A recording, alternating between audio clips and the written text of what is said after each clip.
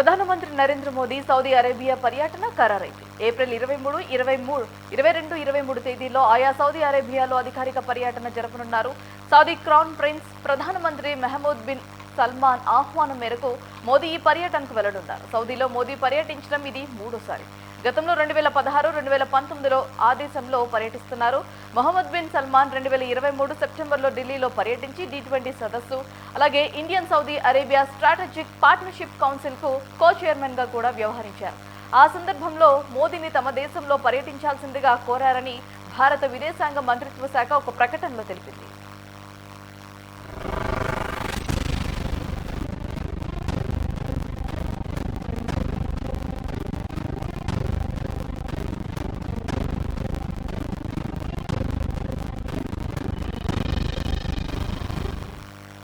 Bharat Saudi మధ్య చిరకాల మైత్రి సంబంధాలు ఉన్నాయి. బలమైన చారిత్రక, వాణిజ్యక సంబంధాలు, లోతైన సామాజిక, సాంస్కృతిక సంబంధాలు కలిగి ఉన్నాయి.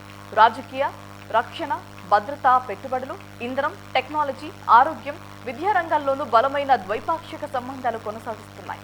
మోదీ పర్యటనలో ఇరు దేశాల మధ్య ద్వైపాక్షిక సంబంధాలు మరింత బలపడుతున్నాయని, ప్రాంతీయ, భారతీయ అంశాలతో పాటు పరస్పరం ప్రయోజనం చేకూరే పలు అంశాలపై కూడా ఉభయ నేతలు చర్చిస్తారని ఎంఈఐ తెలిపింది.